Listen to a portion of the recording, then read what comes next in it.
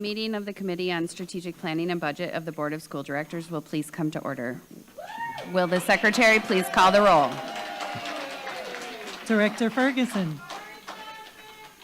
Director Ferguson. Director Director Fons. Director Herndon. Present. Director Jackson has asked to be excused this evening. Director Reza. Here. Director Seamson. Present. Director Vinoy. Present. Director Zomber. Present. And Chair O'Halloran. Here. That's 8 present. We have a quorum. The Chair will now ask the Secretary to lead us in the Pledge of Allegiance. The Chair invites any members of the audience who wish to participate to do so and asks that those who do not wish to participate please remain silent during the pledge. I pledge allegiance to the flag of the United States of America and to the republic for which it stands, one nation, under God, indivisible, with liberty and justice for all.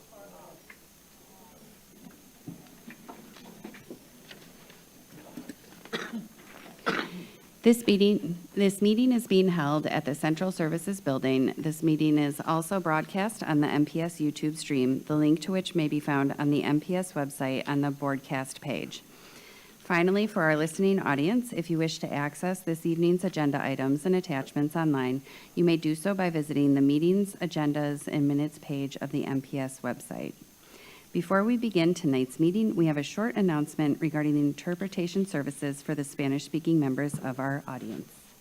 Buenas tardes y bienvenidos a la Junta Escolar de las Escuelas Públicas de Milwaukee. Si deseas escuchar esta reunión en español, por favor llame al número 312-626-6799. Otra vez el número es 312-626-6799. Al número de reunión es 608-130-5362. Nuevamente, el número de reunión es 608-130-5362. Gracias. Thank you. For each of our items of business, we will hold a discussion and public hearing. If you wish to speak, please fill out a speaker slip and bring it to our Secretary, Dr. Owen Moore. Virtual speakers are asked to remain on the platform until you are called upon. After speaking, virtual speakers may follow the rest of the meeting using the broadcast information previously mentioned. For the sake of fairness tonight and to give everyone a chance to speak, the Chair reserves the right to limit the length of time allowed to any one speaker. Disruptive or disrespectful behavior will not be permitted. If it occurs, the meeting may be paused and those involved may be asked to step out so we can continue in a safe and productive manner. Thank you for helping us ensure a positive experience for everyone. And now, given that our focus this year is literacy, we have some help with the rest of our messages from one of our young readers. Kaylin is a 7th grader at Cooper Elementary School. Welcome to tonight's committee meeting. The committee will accept public comments on tonight's agenda items. Speakers may only address the item for which they have registered. Questions from the public may not be answered during the public comment period. Following public comment, the committee will begin its discussion and no additional comments will be accepted. When you are called upon to speak, please state your name and spell your last name for the record, like this: Tanya Jacobs, Jacobes. Written testimony will also be accepted for transmittal to the board. Send this testimony to the Board of Governance, P.O. Box 2181, Milwaukee, Wisconsin, 53201-2181, or email it to governance@milwaukee.k12.wi.us. Just as a reminder, Robert's Rule of Order dictates that all comments, questions, or requests should be directed to the chair, who will determine the most efficient way to address them. Also, no one other than the members of the board, designated staff, and those who have been invited to present or participate in items of business will be allowed on stage before, during, or after meetings of the board and its committees. Yes, thank you, Kaylin, for being tonight's reader, and a special thank you to Mrs. Kugla, teacher at Cooper, for encouraging her students to read for our meetings. If you have a child that would like to read for the board meeting, send a message to governance@milwaukee.k12.wi.us. Now let's begin. Madam Secretary, item 1. Madam Chair, item 1 is advancing the long-range facilities master plan for FY27. This is an informational item and it has not been noticed for action. Would the administration please present the item? Chair O'Halloran and members of the committee, Brenda Casale as superintendent. On January 13th, the administration presented an update on advancing the district's long-range facilities master plan, including the analysis and recommendations developed in partnership with Perkins Eastman. Based on feedback received during that discussion, the administration has refined a set of recommendations that are achievable for the 26-27 school year, focused specifically on targeted investments and grade level reconfigurations. This agenda item is presented for information only. Following this update, the board will be asked to consider individual recommendations as separate action items. At this time, I will turn it over to Mr. Mike Terza, who will walk the board through the proposed recommendations.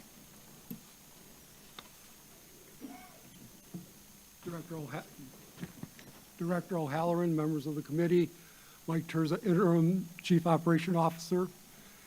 As the slide says, a budget. Do we have the right one here? No, we don't have the right one here. Okay. Okay, why don't we take a second and make sure we have the correct presentation up for this agenda item.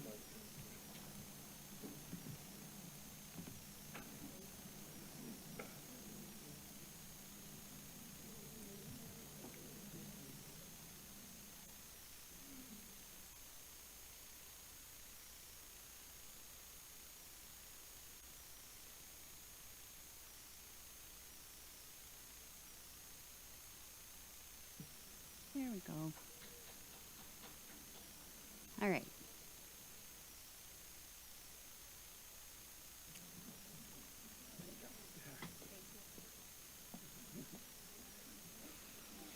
Okay, administration, let's begin again. Director O'Halloran, members of the committee, Mike Terza, Interim Chief Operations Officer. And although I would like to do the budget, I'm not going to do that today. Okay. All right. Again, we're doing a presentation on advancing the long-range facilities master plan. I keep reminding people that this is just the first step. Okay, this is not the end of our planning. We could envision this plan going for 10, 15 years as we go forward. This is our first initial step to try to do some work for the 26-27 school year. So I'd like to keep that, people to keep that in mind. We also want to make sure that people understand why we are doing this. And one is to invest in our buildings where we've seen the greatest disinvestment. In our conversations, we heard that particularly the zip code 53206 has been an area where we have disinvested it as a community for a number of years. We are investing in that area. We also want to improve access to programs. We found through the Perkins Eastman report that there are areas of the city where we just do not have high-quality programs that could attract students to them, and this is an attempt to do that. And finally, we're taking the first steps to improve the grade configurations of our district. Quite frankly, the district has probably 8 or 9 different types of grade configurations. We think that it's probably best academically for us to have fewer of them. So the first thing I was going to talk about is investing in our buildings. The slide in front of you shows the 4 schools that we are doing some significant investments in. I want to also reiterate that we have been going out to these 4 schools' communities, listening to the community, taking their input. These don't necessarily reflect what we've seen, but when we come back, we will be coming back to those schools and keep continually working with them until we come up with a final plan for them. What is important here is it gives people an idea what we're doing, and also the most important thing is it's basically a working budget for each of these programs. This is a not to exceed figure that we are going to be working with. One of the other things I would mention to the board is that in adjusting our plan, we did look at how we were doing our contingency planning for it, and we were a little bit on the high side. We were in the neighborhood of 25, 30%, in which was really kind of because we were a little bit nervous about not having a good scope of work. So we brought it down to what is an industry standard of 20%. So if you looked at it before and saw some difference, that's the main difference in our figures. The next thing is improving access to programs. Again, we're going to look to improve the academic learning at North Division, so we have more connection and opportunities of working with MATC, expanding the credits for students, and more importantly, maybe getting industry credentials, like getting them into apprenticeship programs and things like that. We want to revitalize the CTE labs in that school because those were, quite frankly, left to disrepair. In River Trail, we're going to build a greenhouse for them so that they can actually grow crops year-round. Wisconsin is limited in the time you can grow a crop to probably from June to August, and unfortunately, that's when students aren't in school. And so this would allow them to experience the growing of plants, how crops are grown from seeds to fruition, and that would be a year-round opportunity for them. We also are going to enclose basically the open concept in the school because everybody kind of was indicating that that is very much more conducive to better instruction. The next is our first steps toward grade reconfiguration. And what we noticed with the Perkins-Eastman report and then followed up by the formative enrollment analysis that you heard about is that we lose a lot of students moving from grade 5 through grade 6. It's been something that's been going on for a number of years. And what we're looking to do is maybe to try to mitigate that a little bit by, if the school so desires and parents so desires, to expand K-5 schools to K-6. We currently have 23 schools that have the physical capacity to do that. And if the school can at least get 20 parents to sign their students up for a grade 6, then we would have a grade 6 in that school for the 26-27 school year. Those are basically the overview of our plan, and I think we're going then to go to actual voting on each of the items. If you have any questions, I'm here to answer them.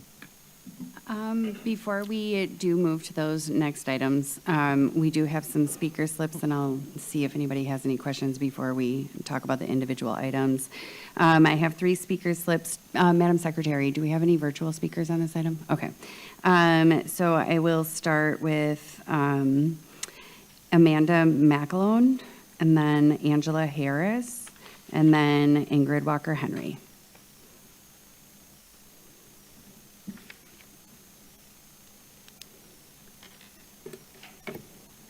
Please state your name and spell your last name for the record. Good morning, or good evening, sorry. Amanda McElhone, M-C-I-L-H-O-N-E. I really want to support the shift to a K-6 model, but there's many questions left to answer that I'm going to just give you my questions, and I hope that you will consider them and maybe regurgitate them later. The first lies in the actual school day. Students in 6th grade have a longer day. Would we go to 4 different bell schedules? If that happens, how does that impact our already complicated transportation schedule? And does that add an additional cost? What about materials? Who's on the hook for curriculum and supplies for the 6th graders? This includes things like furniture. As it is, most students struggle fitting into our antiquated desks and chairs, much less taller 6th graders. What about specialized equipment for areas like science? Are all the schools going to be on the hook for these specialty things? Are all schools now going to have all of the specialists, including librarians? What about the schools without space? For example, my school, we're busting at the seams. We don't have an art room, we don't have a music room, we teach in the hallways, we teach in vestibules. Portables have been mentioned, but those are a temporary solution to a not temporary problem. Moving to a K-6 model in a building like mine with no music or no art rooms means that specialist teachers are moving equipment outdoors, out of a main building into a pod. As it is, we only have 2 bathroom stalls in each of our girls' and our boys' bathrooms for approximately 250 current students to share. What is that going to look like with another grade level? Our schools deserve real long-term solutions for this change. We're looking at 18 additional schools that don't have space currently. I understand the idea of retaining students beyond 5th grade, but I wonder if this has really been thought out, or are we creating more problems in the end? Are we creating, once again, future problems for us that we have continually kicked our can down the curb? That is all of my questions that we have gathered. Thank you. Thank you. Next, we have Angela Harris. Angela Harris, Harris. I want to respond directly to tonight's presentation on advancing the Long-Range Facilities Master Plan. I appreciate the administration named long overdue investments in District 4 schools like Brown Street, Douglas, Squinty, Jackson, and Starnes. Naming this investment matters. Acknowledging it publicly matters. But for District 4, intention alone is not enough. Every proposed closure or merger in Cycle 1 remains concentrated in District 4. That concentration matters, not just statistically, but historically. Our district has already experienced long-term disinvestment, population loss, and repeated school disruptions. Harm is cumulative, even when each individual decision is framed as reasonable. Equity is not parallel planning. Equity is sequencing. If the district is serious about equity, then investment must come first, not alongside closures, not after students are moved. Families need to see and feel improvements in buildings, staffing, programming, and safety before being asked to transition their kids somewhere else. I'm also concerned that grade reconfiguration and program expansions are being discussed without fully naming the risk or further destabilization of District 4. Without staffing guarantees, transportation plans, and clear family consent, these strategies can quickly become another pathway to consolidation rather than stability. District 4 families already exercise choice at a higher rate, often because trust has eroded over time. If this plan adds on disruption without safeguards, it risks accelerating enrollment loss rather than reversing it. Schools in District 4 are not just facilities. They are community anchors. They are access points for stability, services, and belonging. Closing or merging schools without clear community-driven reuse plans deepens neighborhood instability. I'm asking the board to slow closure decisions, front-load and protect investments, and adopt binding equity guardrails, equity impact statements, staffing and program standards, and District 4 specific community oversight. This plan will either mark a turning point or repeat a pattern for District 4 students and families. Thank you.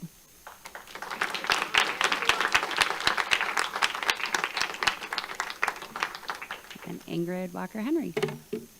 Ingrid Walker-Henry, WALKER-HENRY. Good evening, Board and Superintendent. Ingrid Walker-Henry, MTEA President. Administration's item shows $0 invested into District 4 schools targeted for closure. Our, Clark, Keefe, Hopkins-Lloyd, Seaford. What it does show is over $13 million in investments into the neighboring schools. The board and administration received a list detailed what investment in those schools would look like for families and workers. The response from administration was that proposed investments in our, Clark, Keefe, Hopkins-Lloyd, and Seaford would total approximately $35 million. That costing is disingenuous. A calming room does not cost $126,000, nor does a STEAM lab cost $350,000. The administration is ignoring District 4 schools who have suffered generational disinvestment and would result in the mass abandonment by families of District 4, mainly 53206. There is no slide in this presentation that states that administration plans to close our Clark, Keefe, Hopkins-Lloyd, and Seaford after next year, but there should be. This board should not allow students, families, and workers from these schools to be abandoned and ignored by administration.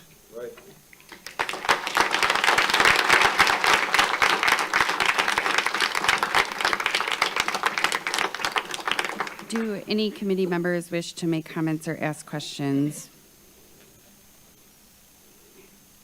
Okay. Oh, Director Simpson.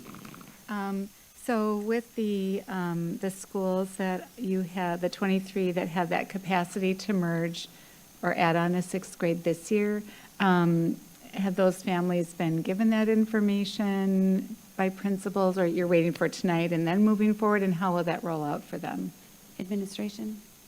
We have been discussing with the school leaders the possibility and looking at the space, and then as you give the okay, we will go out and more get the names of the families that are interested, then we'll begin all of the investments that would need to happen for that sixth grade to be added, adding the teacher and making sure the classrooms are ready and resources.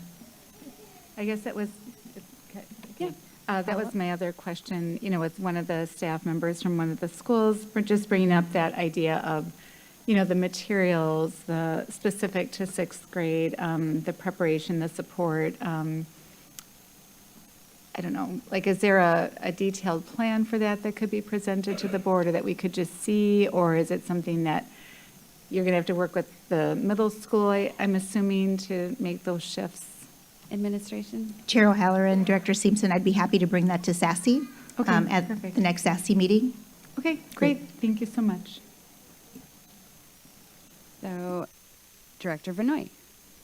We are going to take all of these items individually, so if you want to hold any questions that are specific, if it's specific to the grade reconfiguration, we can also discuss them at that item as well. So this isn't your last opportunity. I was just going to Yeah. ask if you wanted to address the issues of the buildings that were set for closing that have not been addressed at Ms. Walker-Henry. Oh, sorry.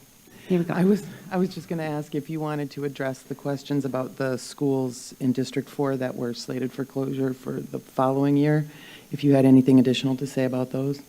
Administration? Chair O'Halloran and Director Vinoy, I have been very transparent that I believe that we will have to close schools in the future. I don't know what those schools are and what proposals will be brought forward, but at this point, there are no proposals for any closures. Okay. Okay. Director Ferguson? Thank you, Madam Chair. As the director elected to represent District 4, I just want to take the time to thank everybody who spoke today and expressed their passions about District 4, and I share them. And as a member of this board, I want to say that I was at all of the Douglas, Starnes, Gwen T. Jackson, Brown Street Academy, all of the community meetings that we've had to personally make sure that our administration was doing their part and doing what they're supposed to do in terms of opening up the doors and the opportunities for authentic community engagement. And I appreciate every parent who showed up, every family member who showed up to those meetings. I care passionately about District 4, and the superintendent and I have had a million conversations about it. And I just want to say to everybody here today that as the board director, I'll do absolutely everything I can to protect all of our schools in District 4. And to be perfectly clear,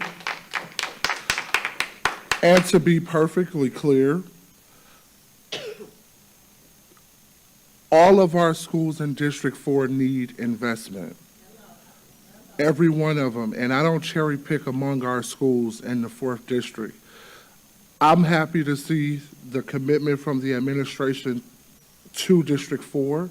And again, me and the superintendent will continue to have those tough conversations. But she can tell you, I smile, but I'm very, very protective of our district. And so I just want to calm all of your fears that District 4 is going to be ran through and continue to be disinvested in. That's not true, especially as long as I'm on this board. Okay.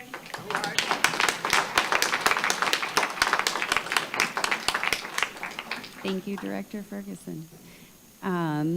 So I don't think we have any more questions or comments about this item. It was noticed for information, so I think we can go to the next item then. Madam Secretary, next item, please. Madam Chair, item 2 is action on investment of Capital Construction Trust Fund, Fund 46 funds for K through 6 grade reconfiguration. The recommendation is that the board authorize an adjustment to the grade configuration of K through 5 schools to K through 6 schools for the 2026-2027 school year, where there is capacity in the building and a minimum of 20 students electing to attend their current school in FY27. Would the administration please present the item?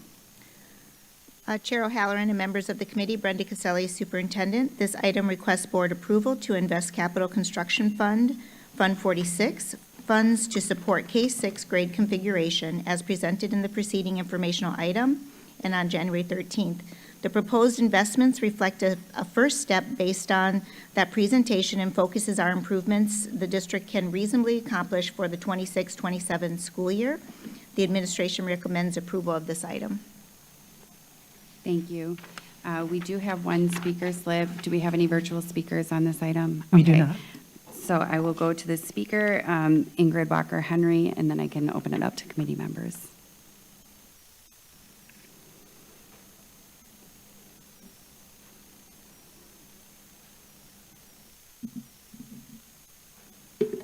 Good evening, Board. Ingrid Walker Henry, WALKER-HENRY. Good evening, Board and Superintendent. Grade reconfiguration has been talked about by the superintendent for close to a year. That is more than enough time to ask families and staff their opinion on this change, a change that would turn schools into either K through 6 or 7 through 12. I'm standing here because the MPS board and superintendent are moving on a plan in which they have not gathered information from the families this would impact. Families in Milwaukee have choices in where they send their children. They make their choices based on many factors, grade configuration being one of them. The only way to gauge what students and families want and need is to ask. So before an overhaul of the current configuration of grades that would be, over time, impact the district as a whole, the question needs to be asked. Would you send your child to a K-6 school or a 7 through 12 school?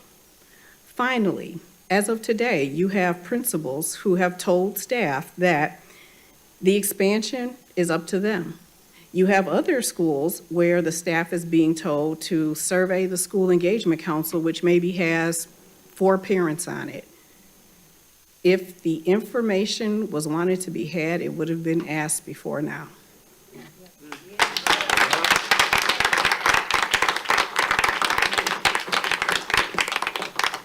Okay. Do committee members wish to make comments, ask questions? Director Zombor.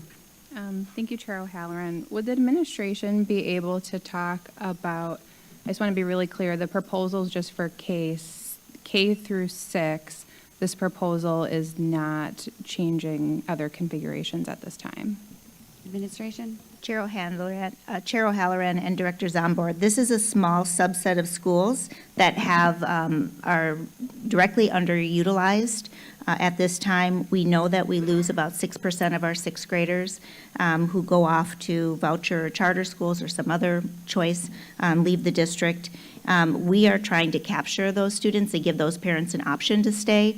They will be surveyed. We will work with our school leaders and our school parent councils to determine whether they would like to continue to have a terminal grade at 6th grade rather than 5th grade to give them more options.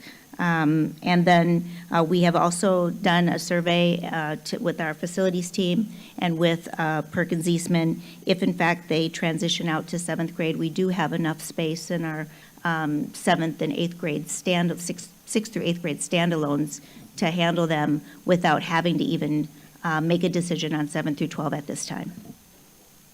Thank you. Director Zombor, do you have follow-up?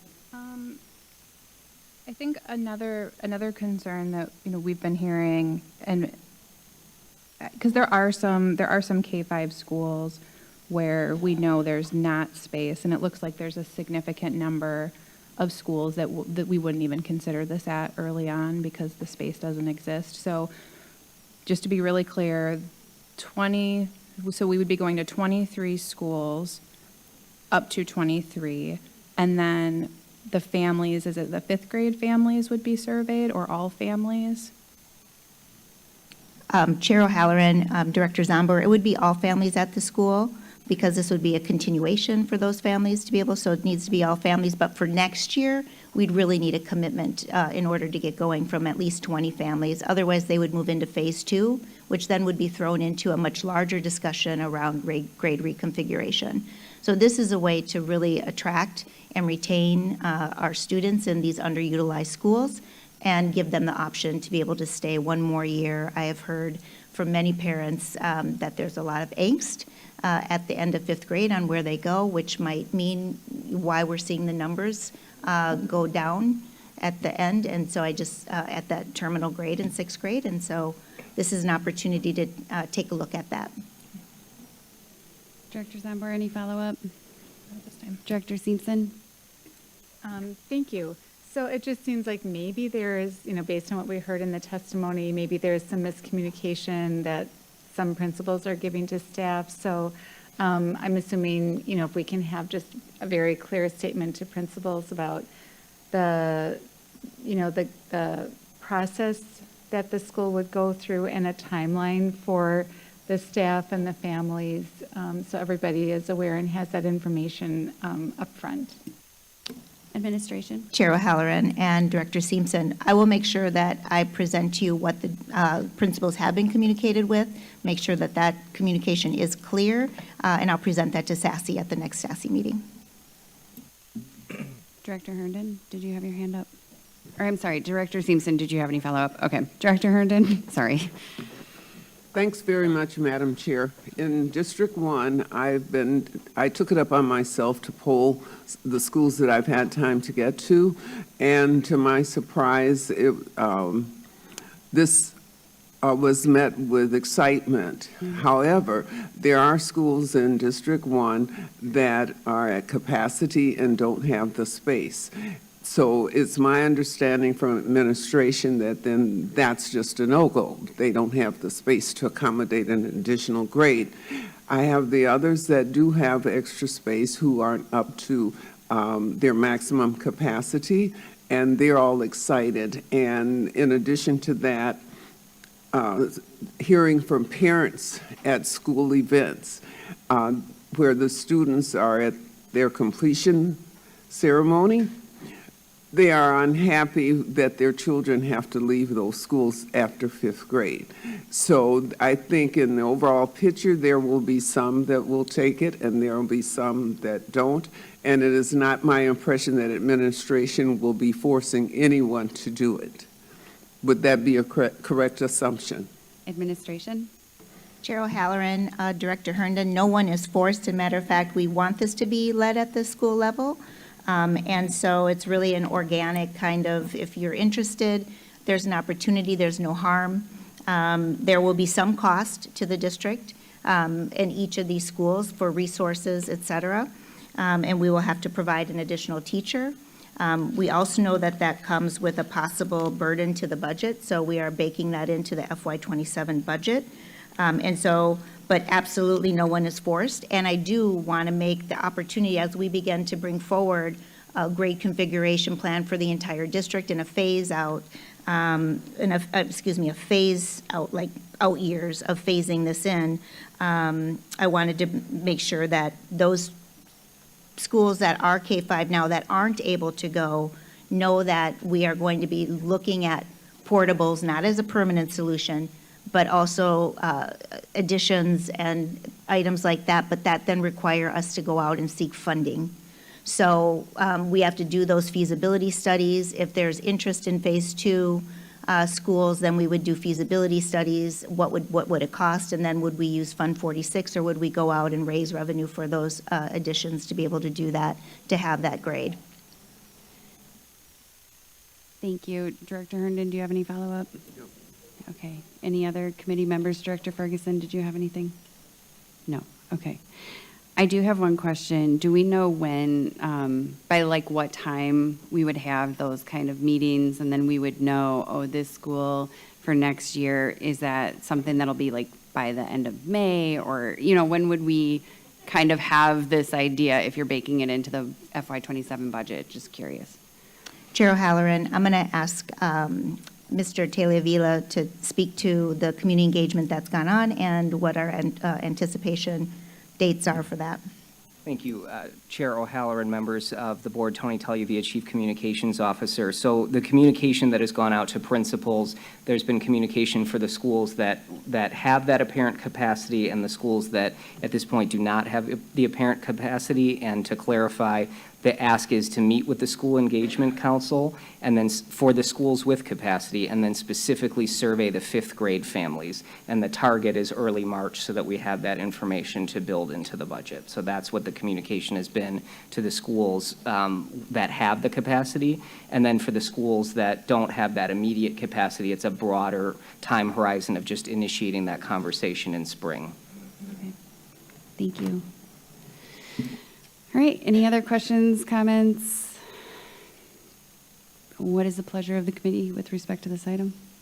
Or did you have an additional? Okay, Director Zambor. I just have one more comment. I mean, the grade configuration issue does continue to come up. It came up in the long-range facilities plan. MGT audit says that, recommends that the board consider addressing disparities, grade configuration. And so I think, we have to do something. I think this one makes the most sense as a first start to looking at grade configuration. I really appreciate that it's led by the families. It's a choice the schools can make. It's not something that's being forced on them. And so I just appreciate that. I think this is a thoughtful proposal. All right, thank you. So what is the pleasure of the committee with respect to this item?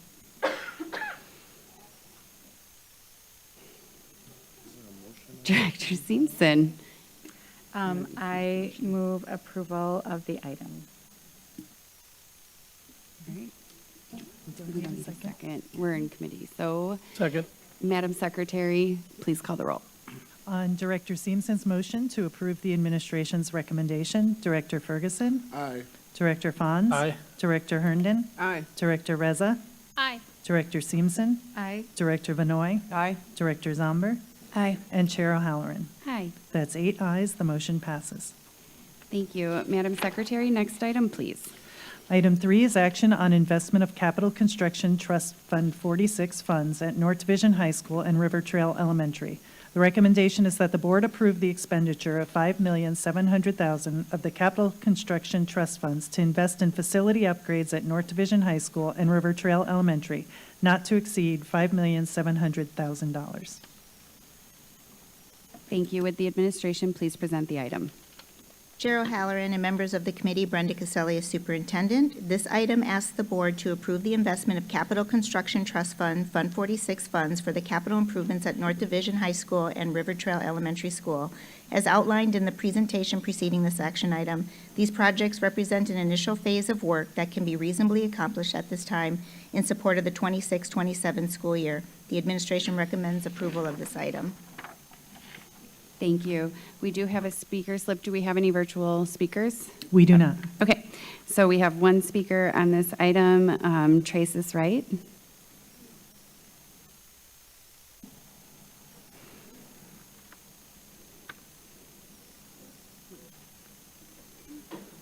Mr. Wright is walking to the podium. I didn't know at if the I needed to moment. narrate. Thank you for coming to testify tonight.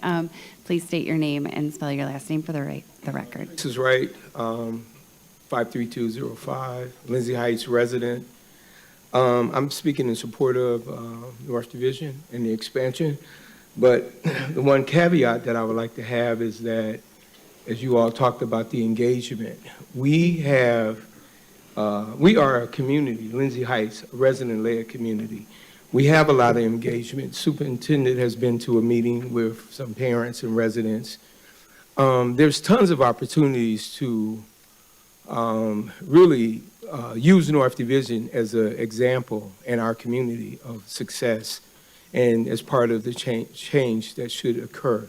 We are a neighborhood in transition. We would like North Division to be a high-performance school that would reflect our neighborhood. And so the career planning with the labs is great. We support that. Only thing that I wanted to highlight is that there needs to be money set aside for parent engagement, and it should be driven by the community. So the people that's doing the engagement should be an independent group of residents that know the people, not coming out to do a job but have an investment. The other thing is that it's great to see the union people out here tonight. It kind of reminds me of the energy around the strike of 1977. You had a lot of union people out doing that strike. And what we're saying is that the teachers union is protected, but we need to see that same kind of energy from parents. Now, you can't blame the teachers for being here. I'm trying to get parents to come out and have the same obligation and commitment. And it's our civic duty to come out and make our voices heard. It's our civic duty to come out and help the children. The superintendent was at a meeting Saturday, Interfaith, we're saying the kids belong to the community, not just the mayor and the police and all of that. But what we're saying is that the referendum was passed and that tax burden went on families. We don't have a way to get revenue if you're a senior. You're not working, you're trying to hold on to your home. So what does that look like? So we have simple ask. We need to have access to North Division, unfettered access. And what that would look like would be when you have the labs, you may have kids that graduate from school that's not doing well, and maybe through rec or whatever, be able to get back to get some training, to get some exposure, so they didn't get the education the first time around because they might not have been motivated or serious, but now as young people, it would be a great opportunity to do that, and we could work with that with our community. And then as a result of working with that, we create some goodwill with those families, and then no matter where they go to elementary school, if they go to a Choice, St. Marcus, College Prep, those schools are in Lindsay Heights in 53206. We want those kids to finish up at North Division. Mm-hmm. We want them to have their high school education at North Division in our community, and then have them also become future homeowners and an investment in our community. So we think that we could work with the plan. We want to have more robust discussions, and I think that should be resident-led. Resident-led is different from somebody coming in talking to the people. When we can talk to ourselves and come up with what we want. And I went to all of the superintendent's meetings that she had, every one, and heard. And what she said was, it's easy for her to present something to the board if she has the support of the community. And so what we're saying, engagement looks like not having an outside entity. We have the capability to engage the residents in Lindsay Heights. We invite the opportunity. Thank you. Thank you, Mr. Wright. Do committee members have questions? Director Ferguson? Thank you, Madam Chair.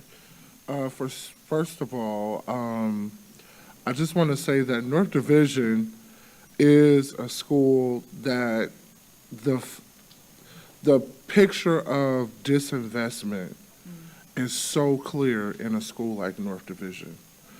It's an awesome building, great bones, but a lack of investment, which means a lack of opportunity for the families and the kids in that community. And it's a perfect example of why District 4 needs more investment. Because sometimes when we hear, especially like the long-range facilities plan, for example, we hear it and it just seems like a building that we're talking about. But when you actually go into these buildings and you see a school like North Division, there's so much potential there. And so I'm in full support of the administration's plan to invest in the program opportunities at North Division, because there are a lot of community members, and Mr. Wright is one of many who meet actually every single week to talk about how they can leverage their stake as community members to bring this school back to life again. And so I think this is a step in the right direction. I just want to express my support and thank Mr. Wright and those who meet continuously. That type of engagement, I believe, from the community and from the parents and alumni of North Division is why North Division is on this list of programs that we want to invest in. So I just want to encourage others who might be listening Family members, your voice does matter.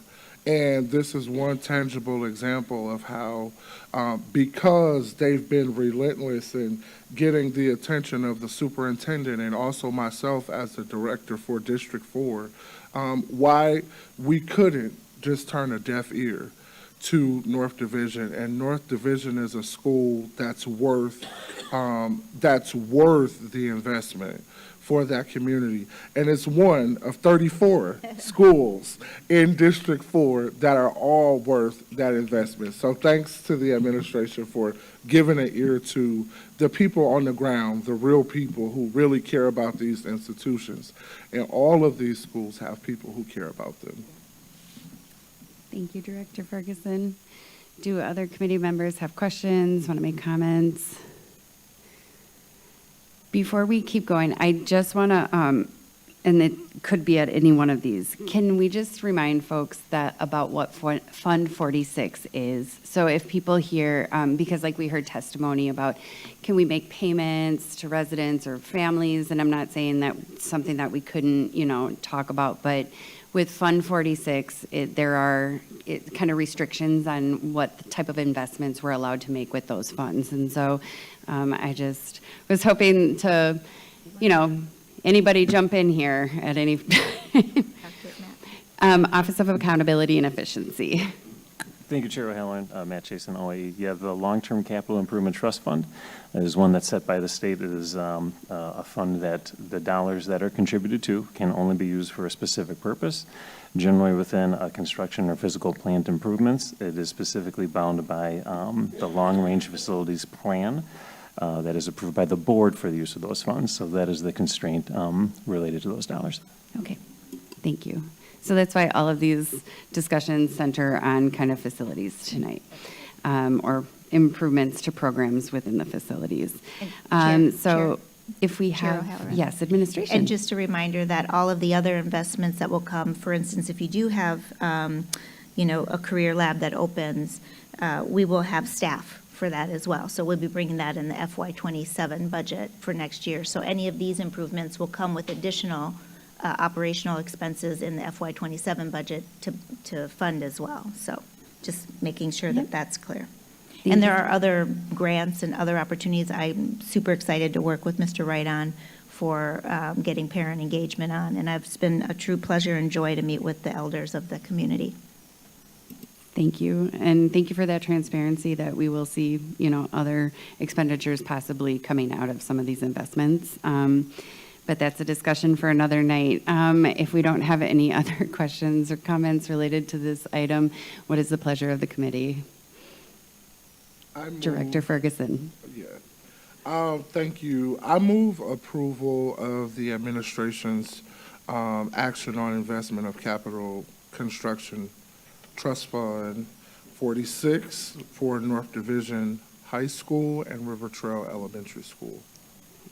Thank you. And we don't need a second at the committee level. So if there are no other questions or comments, Madam Secretary, please call the roll. On Director Ferguson's motion to approve the administration's action on investment of capital construction trust fund 46 funds at North Division High School and River Trail Elementary. Director Ferguson. Aye. Director Fons. Aye. Director Herndon. Aye. Director Reza. Aye. Director Seamson. Aye. Director Vinoy. Aye. Director Zomber. Aye. And Chair O'Halloran. Aye. That's 8 ayes. The motion passes. Thank you. Madam Secretary, next item, please. Madam Chair, item 4 is action on investment of capital construction trust fund 46 funds at Brown Street Academy, Douglas Middle School, Gwen T. Jackson Elementary, and Starms DLC. The recommendation is that the board approve the expenditure of $12,900,000 of the capital construction trust fund to invest in facility upgrades at Brown Street Academy, Douglas Middle School, Gwen T. Jackson Elementary, and Starms Discovery Learning Center, not to exceed $12,900,000. Thank you. Would the administration please present the item? Chair O'Halloran and members of the committee, Brenda Caselli, Superintendent. These investments are additional investments in our Center City schools. This item requests the board approval to invest in capital construction fund Fund 46 funds for capital improvements at Brown Street Academy, Douglas Middle School, Gwen T. Jackson Elementary School, and Starms DLC, as presented in the preceding informational item. These proposed investments reflect a practical first step and focus on improvements the district can reasonably accomplish at this time and within this community. Thank you. Thank you, administration. Do we have any speaker slips or virtual speakers on this item? We do not. Okay, thank you. Do committee members wish to make comments or ask questions? Okay. What is the pleasure of the committee with respect to this item? Director Ferguson. I move approval of the administration's action on investment of Capital Construction Trust Fund 46 funds at Brown Street Academy, Douglas Middle School, Gwen T. Jackson Elementary School, and Starms Discovery Learning Center. Thank you. If there is no further discussion, I don't see any hands. Madam Secretary, please call the roll.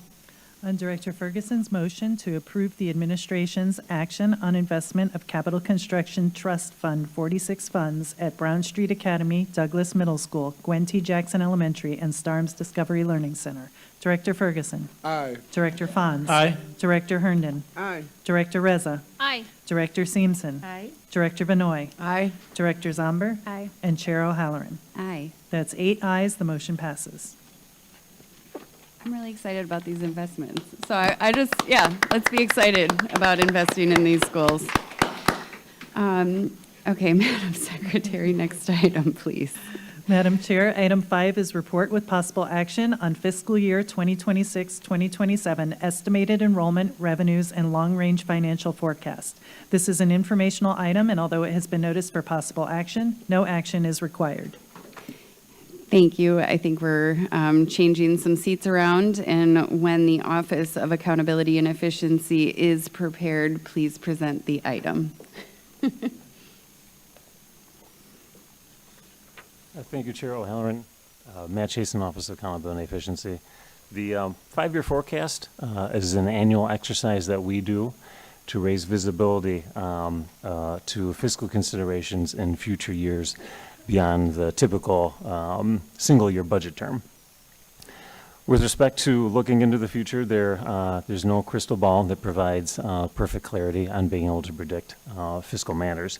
However, in order to sort of help address that uncertainty, we use reasonable and conservative estimates or assumptions that allow us to help answer the question if the following fiscal conditions were to occur, what would be the financial impact?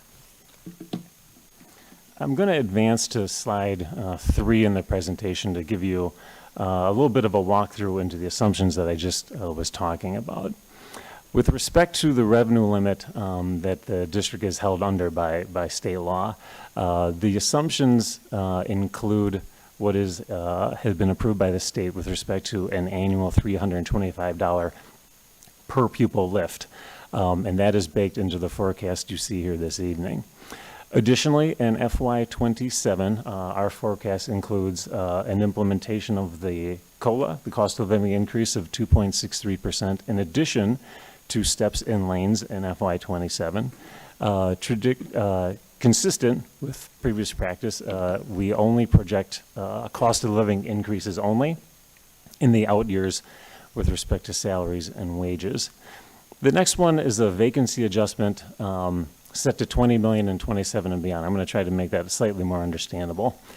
The $20 million vacancy adjustment represents the amount of savings that we would predict if not every position that we budgeted for was filled. Given that we're projecting roughly $500 million in salaries and wages in State Fund 10, that $20 million represents a vacancy rate of just about 4%. That is arguably an aggressive vacancy rate. I would offer that you could double that amount to $40 million, and you would have a vacancy rate of 8%, which still means that you're filling 92 out of every 100 budgeted positions. That's an aggressive, I think, fill rate as well for a metropolitan urban educational institution like ourselves. What I'm signaling there is that you have room there that you could still have a reasonable vacancy rate in excess of the 20 million.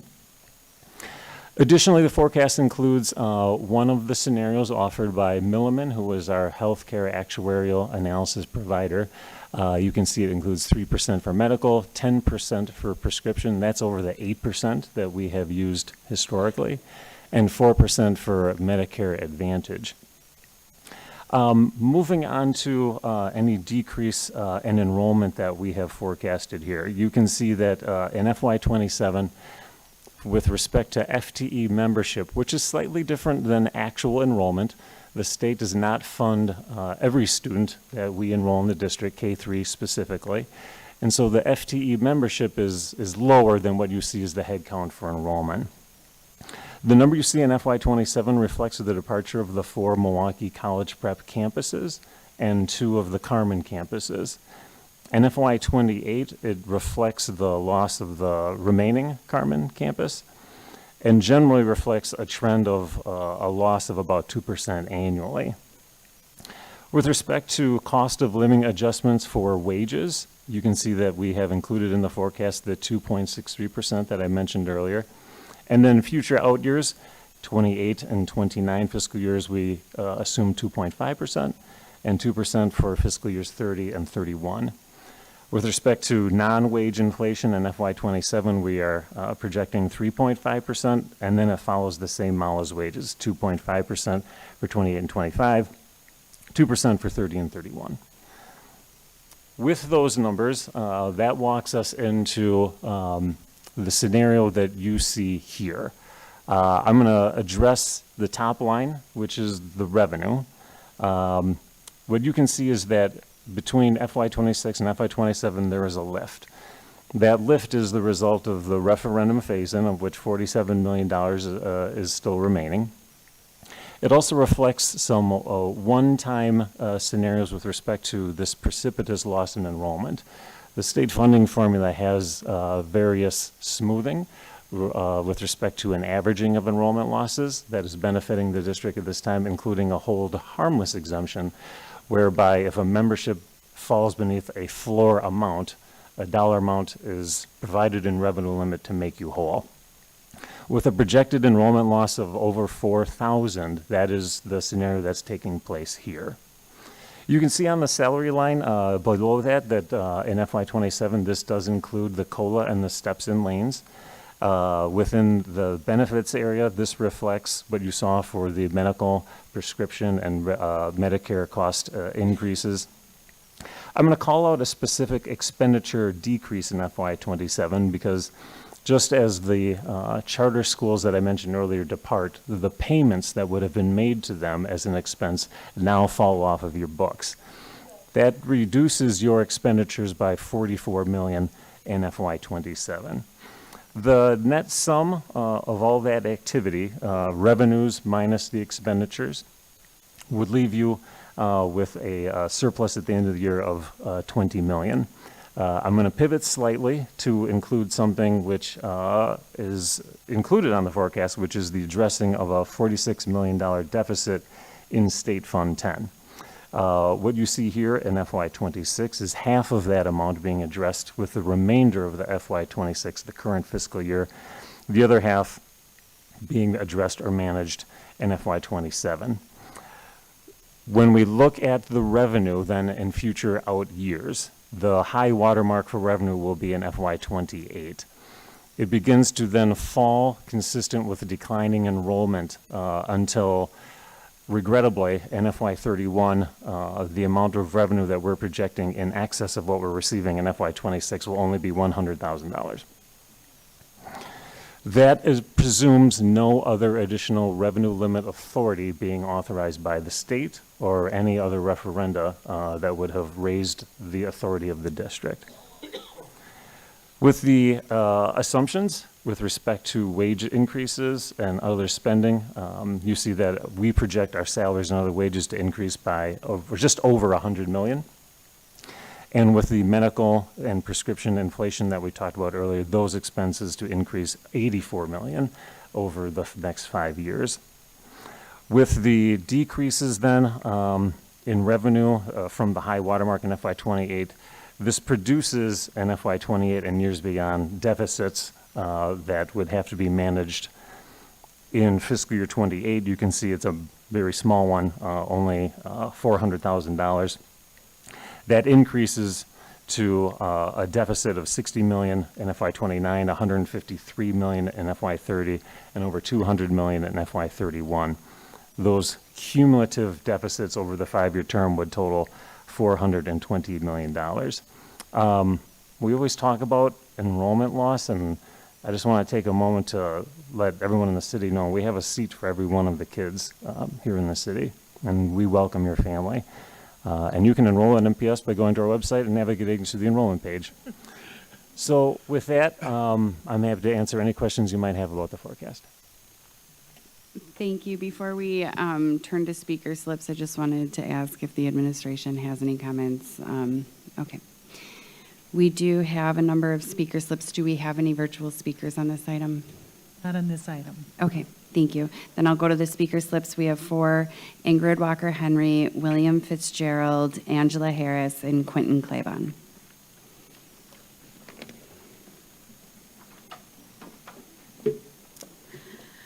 Ingrid Walker-Henry, WALKER-HENRY. Good evening, Board and Superintendent. Ingrid Walker-Henry, President of the Milwaukee Teachers Education Association. Last week, school board members received a letter from the Psychologists Association of Milwaukee Public Schools, otherwise known as PAMPS.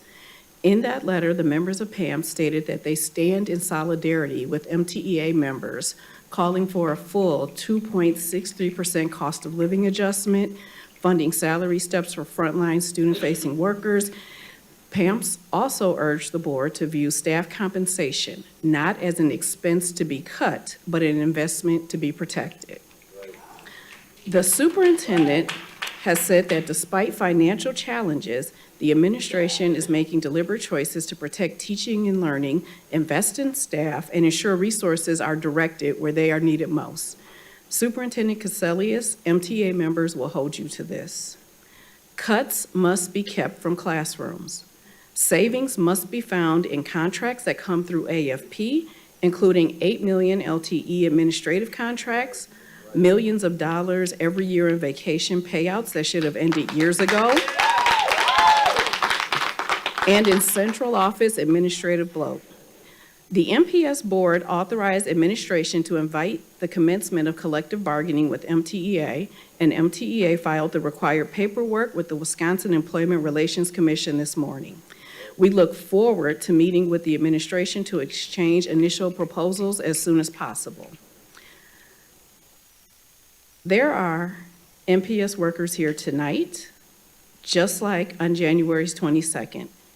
They want to hear the board and administration make a clear commitment to budget with a full cost of living, salary schedule steps, and no cuts to health care.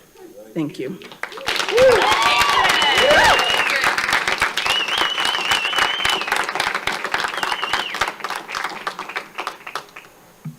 My name is Will Fitzgerald, WILLFITZGERALD. I'm a special education teacher at Douglas Middle School. I'm a proud member of the MTEA. I'm also a member of Socialist Alternative and union members against ICE. I just want to say, I think the attempt by this board at attrition warfare tonight, making us wait 45 minutes for you is pretty desperate. It hasn't passed anyone by. It's painfully obvious that you want less and less people coming to these meetings and speaking at them, but all you've done is make people hungry and angrier, so yeah, good job there. So the district has had 3 financial audits in the past 13 months, 2 of which were significantly overdue, and now we have a $46 million budget deficit. You say this new budget is a reflection of your values, so where does total non-transparency about financial mismanagement factor into your values? Trying to correct for this now by attempting to slip an austerity budget under the radar of some of the most hardworking teachers and staff that I've ever met in my life should have no place in the Milwaukee Public Schools or anywhere else.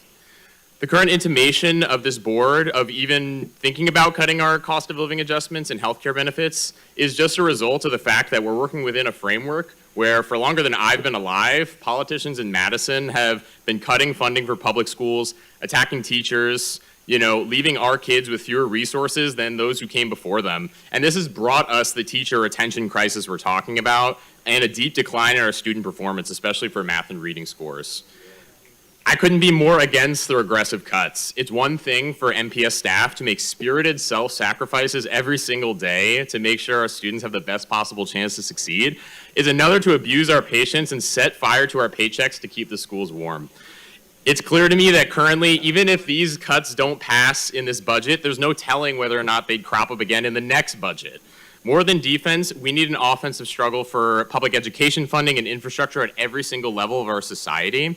I'll say it, I think we need to tax the rich to fund our public schools, not the people who make our schools run. Our students deserve high-quality education and resources, and that should not be in conflict with teachers being able to make ends meet at the end of the day.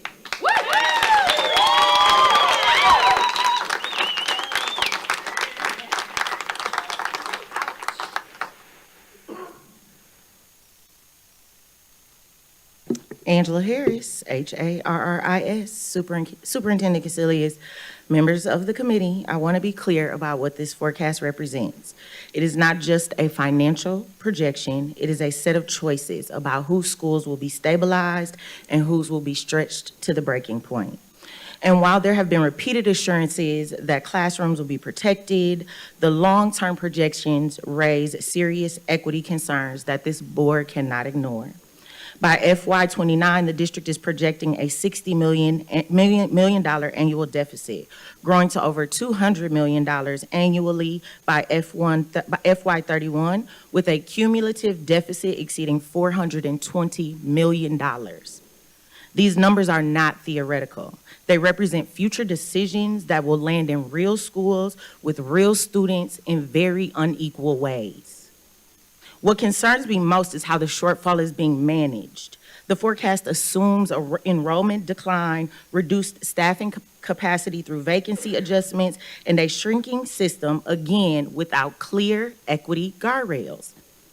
We know from experience that when systems contract without intentional protections, the harm is not shared equally.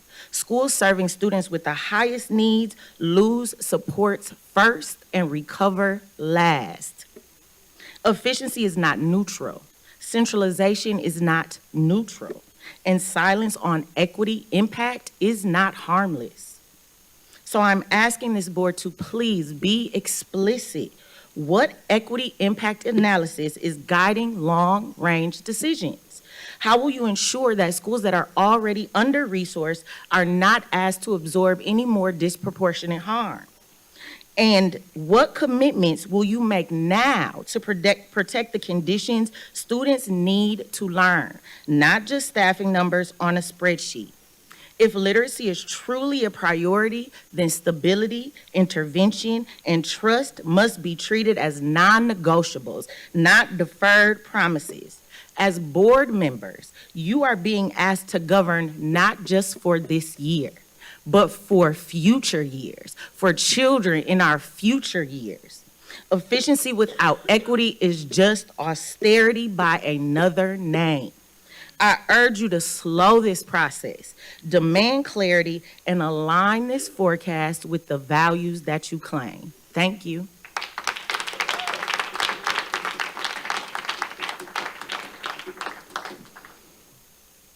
And finally, we have Quentin Claybon. Hey all, Quentin Claybon, KLA-BON. First, I want to thank you for using your new enrollment tool to get more accurate enrollment projections through 2031. I still think Milwaukee's shrinking population means enrollment loss will accelerate, not decelerate, but it is far more accurate than Perkin Eastman's projection of losing just 300 students per year. I did want to raise a piece of information you may not have heard. Last month, the University of Wisconsin-Milwaukee approved moving the 4 Milwaukee College preparatory schools and 3 Carmen schools to the independent sector this July. But they also approved a brand new independent charter school called Action Research Community High School, or ARCHES. It is in the South Side 53204 zip, plans to enroll 80 freshmen and sophomores next year, and will stop at 160 total students. They want to keep it a small school. It's a small school in a competitive school market, but do consider that in your projections and plans, just like St. Augustine North opening. Second, I, for some reason, watch the relevant parts of like 25 other district school board meetings. Just so you know, what they're planning to do is alter their healthcare plans or their payments. Obviously, you're not doing that next year. I think it says in the next section. But it may be worth the conversation with those districts who are going through that process to figure out, like, you know, what could possibly be ahead. Third, as you budget vacancy adjustments, I think the word used was possibly aggressive for the number that you're trying to hit. But I think it may actually be realistic to go and pursue staff members from other districts. Given the massive drop in enrollment population and the super staffing that occurred with the ESSER payments, everybody's basically, probably mass layoffs are going to hit Wisconsin public schools over the next 5 years. If we go back to just the staff per student ratio of 2020, not that long ago, by 2030, it'll be 15,000 school staff members, teachers and other staff that would shrink. So I hope that you, both in the budget and for your budgeting plans, aggressively pursue the people who may be looking for other work in other districts right now, because Milwaukee Public Schools can be a great place to work. The kids are wonderful and deserve great staff and teachers. So I hope you pursue them. Thanks so much. Thank you. Do any members of the committee wish to ask questions or make comments? Yes.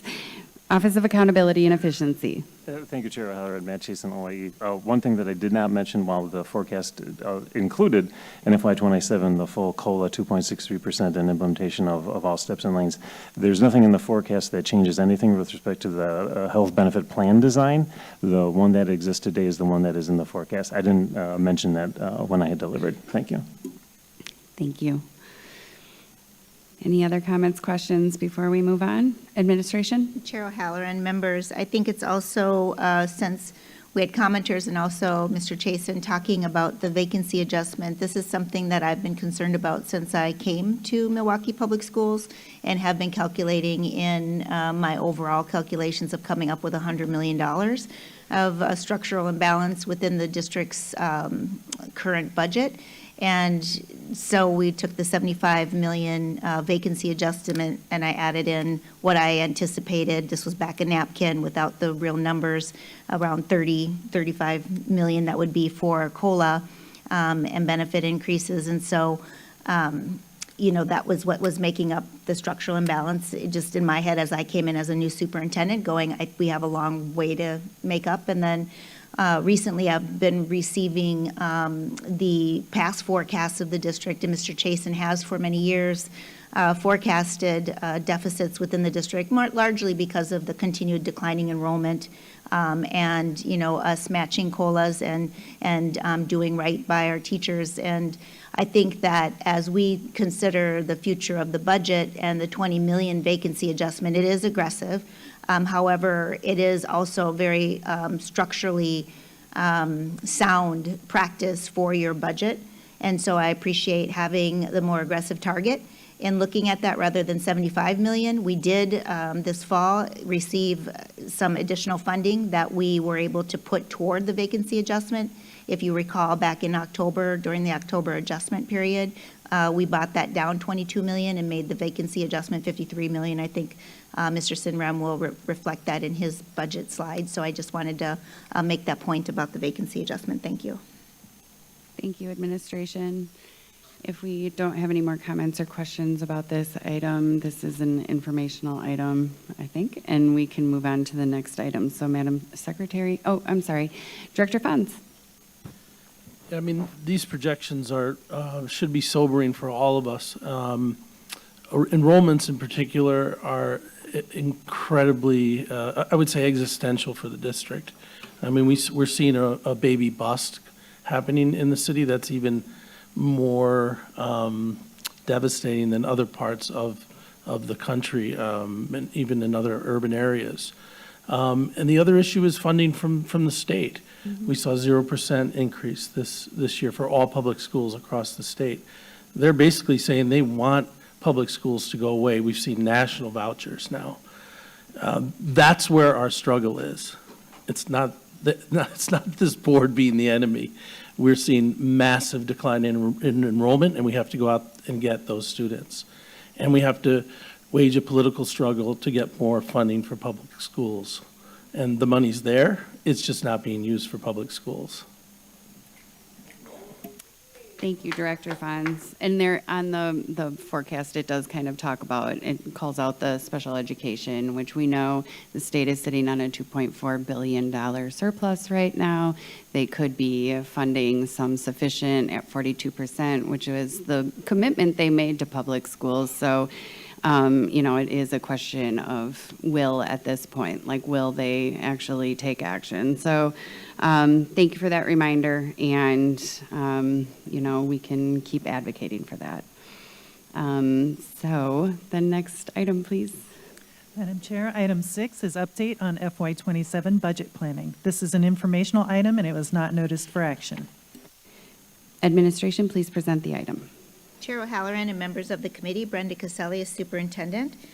A budget is a reflection of our priorities, and tonight our budget team will walk you through our proposed priorities and timeline. You will hear from them in greater detail, but I wanted to just share a few key points first.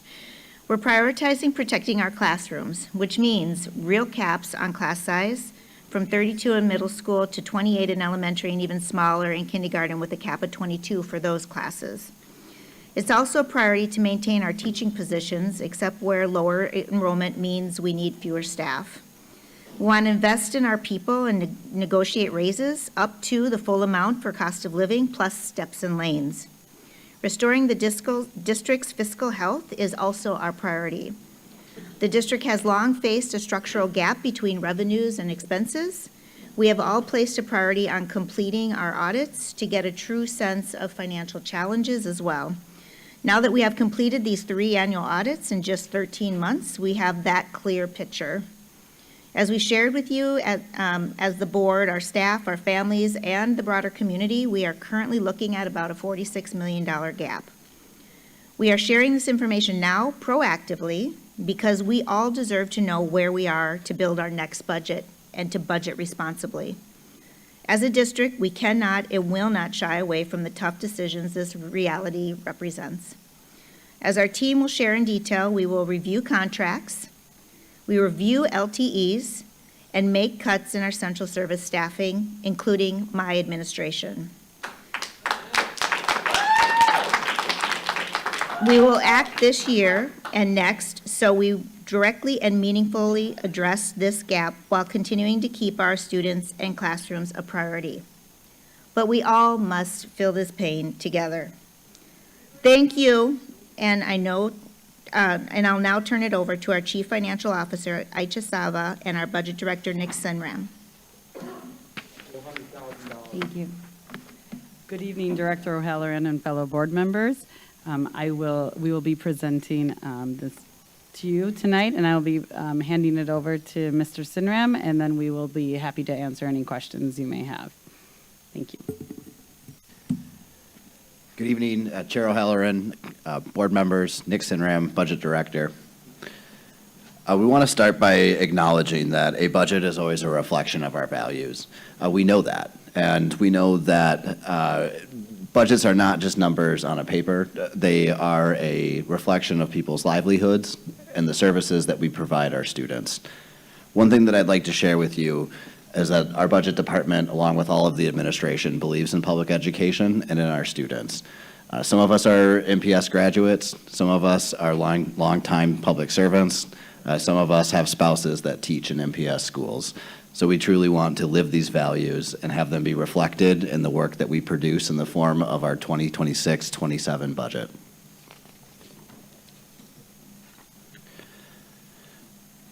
Values are implemented in our budgets through our priorities identified by the board and direct the administration to pursue those values through concrete priorities. In the superintendent's 2026-27 proposed budget, the administration will pursue the priorities of first, protecting and preserving our classrooms and our teachers who are closest to our students. We know that we need to keep schools safe so that students have the environment in which they can succeed, learn, and succeed. We also want to invest and continue our investment in academic achievement with a special emphasis on literacy. Finally, all of those must be balanced within our means and the need to restore the district's fiscal health and be good stewards of the public's resources. To pursue those priorities, we know that we need to invest in our classrooms. First, as the superintendent identified, we are focusing on class size caps to allow all students to have that connection with their teachers and educators and other staff, enabling them to learn. We are focusing towards class size caps of 28 in our elementary, smaller for K3, K4, and K5, and 32 in our middle schools. These numbers will allow students to be able to connect with their teachers and truly achieve. We're looking to maintain teaching staff wherever enrollment allows, and also acknowledge there is a need to right-size staffing for decreasing enrollment. We also are implementing a new priority recruitment cycle this year in order to recruit hard-to-staff schools to make sure that there is an equity lens to our budget and that students in high-need schools have a first chance to recruit caring and competent teachers. And then finally, we're going to continue to invest in the literacy plan, providing all of our students with the skills and tools they need to be successful. Another important aspect and investment is investing in our people. We know that in order to recruit and retain caring and competent staff who educate our students day to day, we have to make careful investments in our employees and in our staff in order to maintain those relationships and provide those services to our students. Now, first, the administration has entered into negotiations with the MTEA to negotiate up to CPI. That's 2.63% plus steps and lanes. All in, this would be a estimated amount of up to $48 million. We're also examining the possibility of having all principals become 12-month employees so that they can focus on their schools year-round, and particularly focus on recruiting staff and developing summer school programs that help our students learn. Other priorities include investing in our staff through healthcare. We know that healthcare costs are a real driver of household budgets, and the administration wants to do everything we can to control costs while investigating best practices in order to do that through plan design. Finally, we know that it's important to support recruiting and retention in our classrooms in order to make sure that all of our students have access to that caring and competent teacher that has an impact in their lives. This next slide is probably familiar to most of you. You'll see here running from left to right a line graph showing state aid, and state aid had it kept pace with inflation. Obviously, we can all relate to inflation impacting our household budgets, and so we know that it's harder and harder to provide our services and educate our students when the state is not increasing aid in line with inflation. And just to note, this year in the state's biannual budget, school districts around the state received 0 additional equalization aid.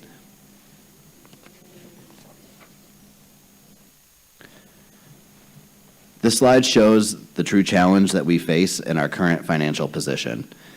After completing 3 audits in less than a year and a half, we know that there is a gap between revenues and expenditures that must be corrected. We also know that when the district ended fiscal year 25 or school year 2024-25, the school operations fund had a negative fund balance of $46 million. This needs to be corrected. We know that part of this is a symptom of the broader challenge of state funding not keeping pace with inflation, but we also know that we need to control spending, especially around transportation costs, increasing nutrition revenue through meal reimbursement, monitoring salaries and benefits, and controlling spending and using our grants as effectively as possible. This work will begin in 2025-26 to try and control our spending right now, and we know that that will continue into 2026-2027, or the FY27 proposed budget, in order to right the district's fiscal imbalance and ensure that we're good stewards of the public's resources. In order to do that, we must correct the $46 million imbalance and also continue efforts to buy down our vacancy adjustment. We're very proud of the fact that we bought down $20 million or $22 million in fall. We know that that is a step in the right direction, but it's just one of many to come. Finally, the administration in the coming weeks will be bringing a plan to correct the deficit for the board's review, and we look forward to sharing those options with you. And over the next few slides, we'll cover that at a higher level.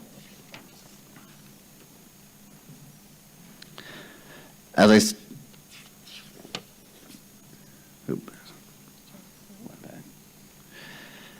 I said, restoring the district's fiscal health will start in 2025, 2026. First, that means controlling spending right now. We need to review unspent budgets for any cost savings, start a hiring freeze, a soft hiring freeze for all non-essential employees, freeze non-essential LTE contracts, investigate our transportation costs and conduct a study to reduce and save on all of our transportation expenses. We're conducting a deep dive into contracts, especially focusing on central office contracts.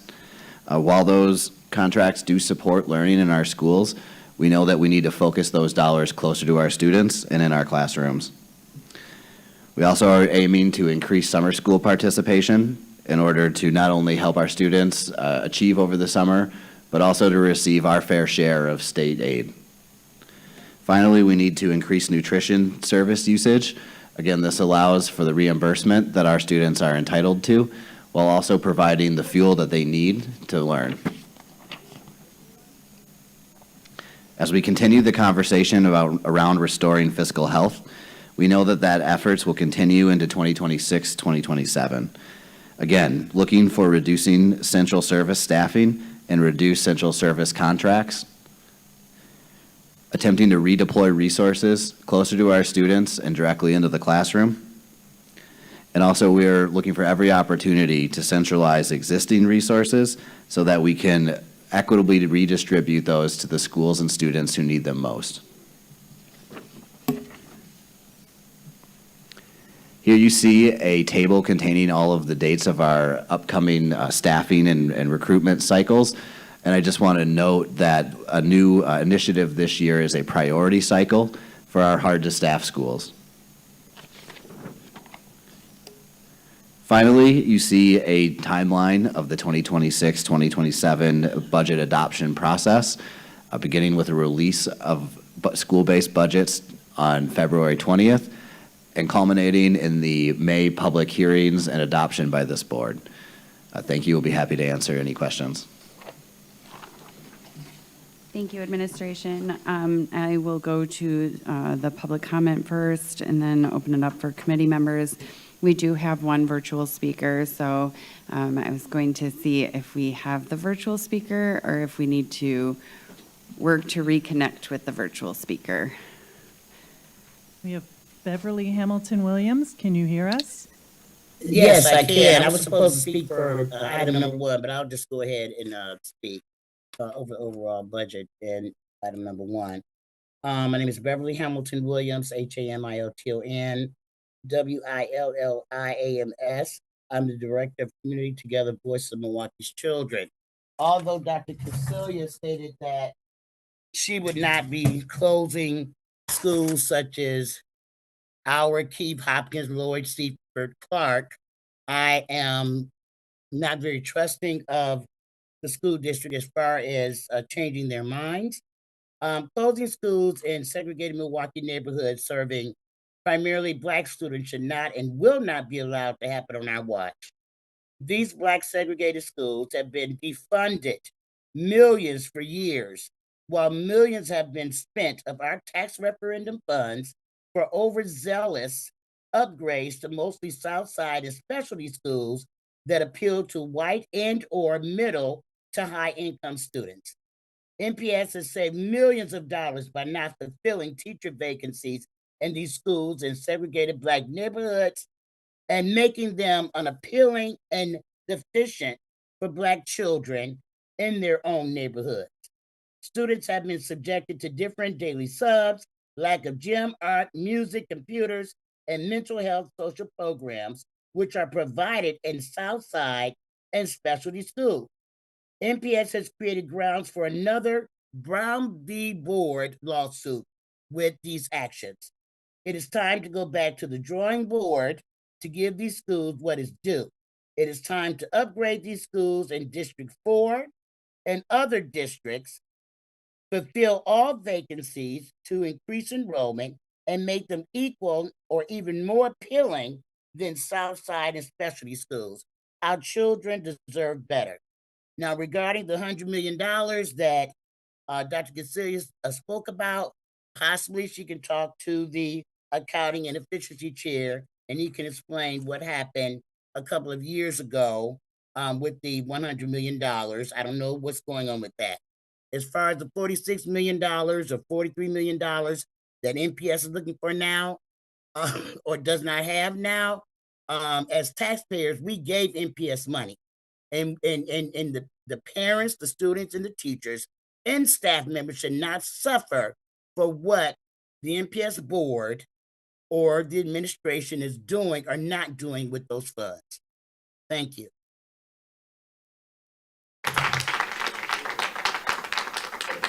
Thank you. And now we will go to the two in-person speakers. I have Angela Harris and Rebecca Frieda.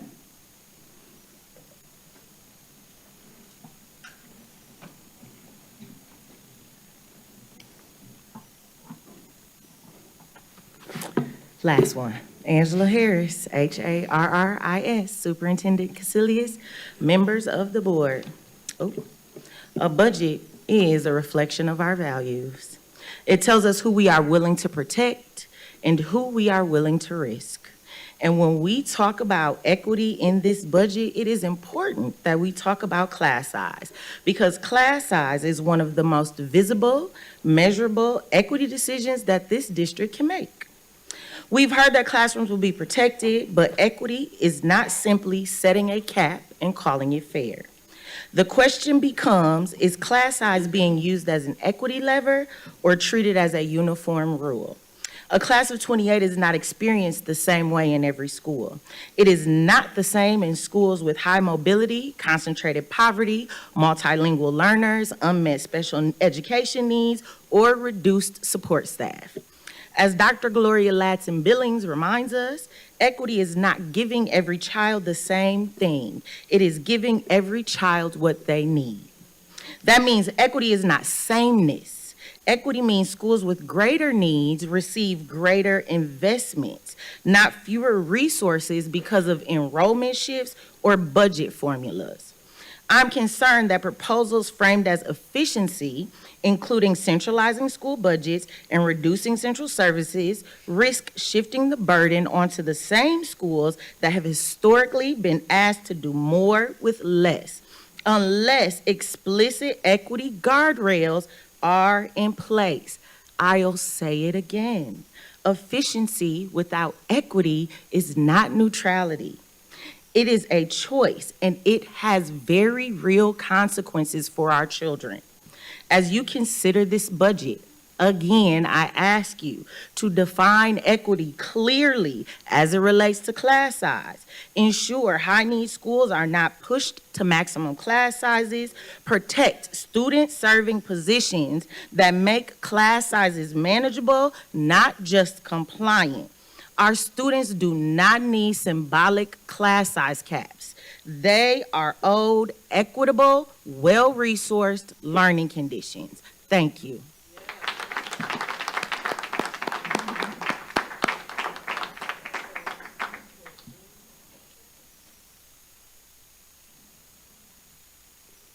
Rebecca Frieda, Freda.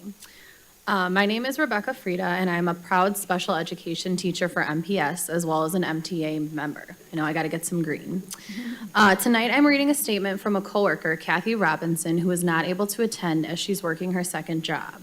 She was also not able to attend the last meeting where the original budget was introduced due to working her other job. Hers is not a unique case. Many of my coworkers and other MPS employees are unable to attend meetings like this due to working multiple positions. However, this will not prevent them from being heard. While her statement was read at the last board meeting, we ask that you again listen so that the perspective of those on the front line with students are deeply considered as we look at the bargaining to come. Kathy's statement is the following. First, let me start off by saying I'm an MPS parent and an employee for 27 years. I currently work at Gensland as a children's health assistant. I also work at a nursing home. I can't be at the meeting tonight because I'm working my second job, but I still want you to know what I have to say. I'm here to talk about health care. I'm an 8-year breast cancer survivor, and I can assure you that if I didn't have MPS insurance, I wouldn't be here today. The insurance I have with MPS paid for a lot of things that other insurance wouldn't have covered, such as the reconstruction of my breasts. That means a lot to me as a woman. Regarding my pay, I have been working 2 jobs for 26 years because the pay I receive at MPS does not cover all of my expenses, and the cost of living is going up every year. I urge you to vote for pay increases and keep our insurance the same. Thank you.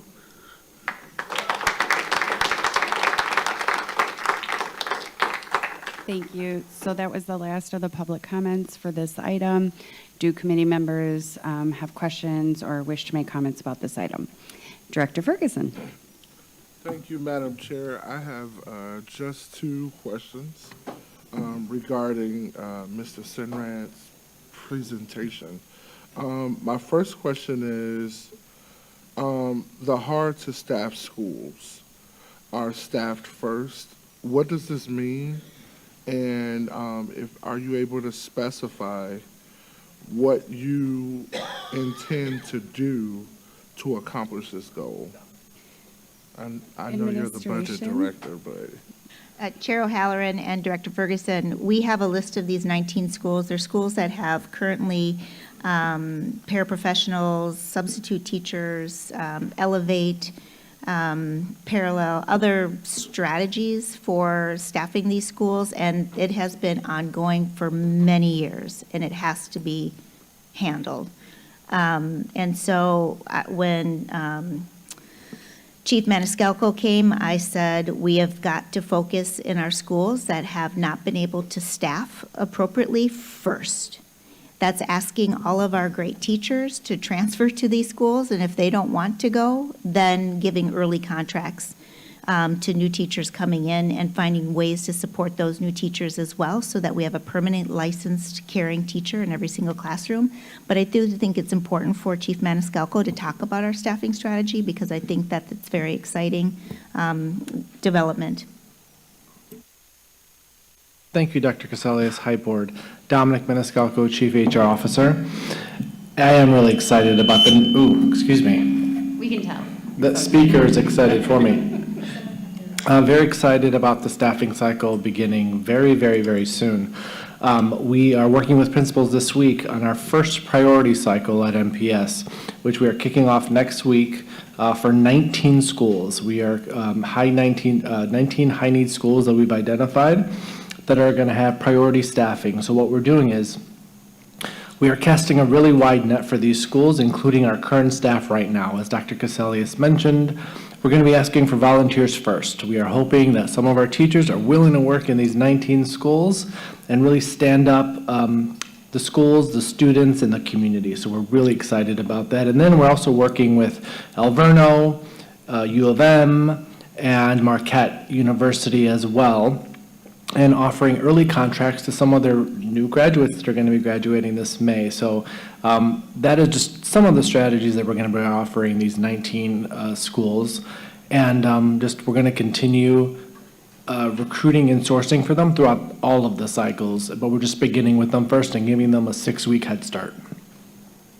Thank you. Director Ferguson, do you have questions or follow-up on that? Yes. So are you going to do anything about new teachers being able to pick where they want to work at? Administration? Thank you, Director Ferguson. Yes, the staffing cycles are going to continue just as we have in the past. We're still going to go through cycles A, B, and C and go through those motions, establishing the need with the building principals, and then the teachers will have a choice to choose whether they want to stay or go somewhere else and apply for those positions, of course. So new teachers as well, or the teachers that are already in MPS? New teachers as well as existing teachers will have the right to apply for posted positions. So it would be both. But for right now, for this priority cycle, we're strategically sourcing for the 19 schools. Did you get the answer? Or Not do we really. still feel like we have some questions? I still have questions. So help me understand then, how is, so for the 19 schools that you've identified as hard to staff schools, so for these teachers that you would potentially offer early contracts to, so they can choose not to go to either one of those 19 schools, right? Administration, yeah. Thank you, Director Halloran, Director Ferguson. The priority cycle is focusing on the 19 schools. The early contracts will be offered for one of the 19 schools for the new staff. Okay. So with the early contract process, that is what is being put on the table and is being offered. And we're actually looking towards implementing a cohort model with Alverno, UWM, and Marquette. So, for example, we're potentially getting 20 early contracts from Marquette, and we're looking to put together 3 or 4 cohort groups of new teachers that'll be coming into MPS in these 19 schools that are going to be able to support each other as we kind of go through their very first year. So that's new for us, so we're excited about that. Yeah, that is exciting. And thank you guys for putting that together too, because it's so important that, especially these hard to staff schools, which I know a lot of them are in my district, which is why I'm so preoccupied with the plan for these. And I'm glad to see that we actually have a plan that's in place to make sure that we get high quality teachers that are certified into those schools as well. My next question is, what does maintain teachers except where enrollment declines at? What does that mean? Administration? Chair O'Halloran and Director Ferguson, what that means is that if we have drastic enrollment declines, you've heard of Third Friday, we do adjustments at that time, and so we'll be adjusting as we have historically adjusted. We're hoping because of our new projected enrollment, we'll have better enrollment projections and we won't have to do as much adjusting, but I think this is going to be a 2 to 3 year process in order to grow enrollment and get us to a point where we are more stabilized in our projections. But it means you would make reductions, and we've done that typically at Third Friday. Director Ferguson? Thanks. One more. Okay. One more question. Is the administration putting together an enrollment plan, like an enrollment engagement plan? Have you already done that for the upcoming school year? Administration? Chair O'Halloran and Director Ferguson, we'd be happy to talk to you about our enrollment strategy. We're super excited about some of the kindergarten pieces we've been doing lately, some of the videos that we have, some of the storytelling that we're doing. I know that MTA has expressed a great interest in partnering with us on some of the enrollment strategies as well. And Mr. Taglivia is heading up some of that work with the Office of Family and Community Engagement as well. So it sounds like maybe more to be revealed. I don't know if there will be a call to board members to lace up our shoes and go knock some doors with the superintendent and maybe some members of the MTA all together, but maybe the details will be forthcoming. Chair O'Halloran, we would be glad to bring that forward. I don't know, probably in the FACES committee, we could bring forward the full plan and the activities that we're doing. We did some canvassing also. We do some registration for folks who are a little late in registering. So there's a number of things that MPS has done in the past that we will accelerate. So we're going to take what's good and even make it better because this is a huge focus for us to grow enrollment, particularly in the center city, which is why we have these investments. Director Ferguson? Yeah, I agree. And just for the record, I'm happy to lace my shoes up and go knock on doors too. Especially since I live in a hotbed district with Choice and Charter who are very aggressively knocking on doors all the time throughout the summer, almost every day. I get door knocks with schools trying to attract the children in my house who don't even exist. So, yet at least. But, so I'd be happy to. So I look forward to you bringing the enrollment, the engagement plan to FACE. And it might be nice to plant some MPS proud, yard signs around the neighborhood just to let folks know. I always like, in my neighborhood when I see I graduated from, Hamilton or Marshall or wherever, it's always nice to see those signs. Okay, Director Ferguson, do you have any other follow-ups? Nope, I'm good. You're good? Yep. Any other committee members? Director Simpson? Thank you. So first of all, I just want to appreciate the way this item was introduced by referencing how many people who are here in this building, on the board, our staff, are invested in MPS with our spouses, our own careers, our families. A lot of us have our children going here ourselves. So I appreciate the introduction because it is very personal to a lot of us who are working here. So I appreciate that introduction. I do want to thank administration for focusing in on class size. I agree with the speaker that, class size alone is not the be-all, end-all, and that there are schools that require more supports, and I hope that becomes part of what we're looking at as we move forward with that. With our hard-to-fill positions, I am so glad to hear that there is going to be a cohort because that was something else I wrote down about supports for new teachers coming in, especially if we're offering these hard-to-fill schools and we're trying to, bring people in. I think the cohort is a wonderful way to kind of give them those supports, as well as looking at just the building overall and what kind of structures and supports might we need from just everybody who's working there. So I appreciate that. And then with the literacy plan, I just wanted to thank administration for working to bring forward a literacy item every month at SASE. I think it's really important for the board to keep updated on what's happening with that plan, but also to provide staff and families the opportunity to speak and give their input. So I'm glad to see that was part of the, just the focus of the budget as well. I didn't have a question, but just wanted to really thank everybody for the work they're doing on this. It's not easy, but I do feel like we're having better conversations about some of these topics than we've had in the past. So just wanted to say thank you for that. Thank you, Director Simpson. Any other comments? Director Reza? I just have one question. There will be additional support for the new early contracts for these teachers, like mentoring, coaching, resources provided for them? Administration? Hi, Director Reza.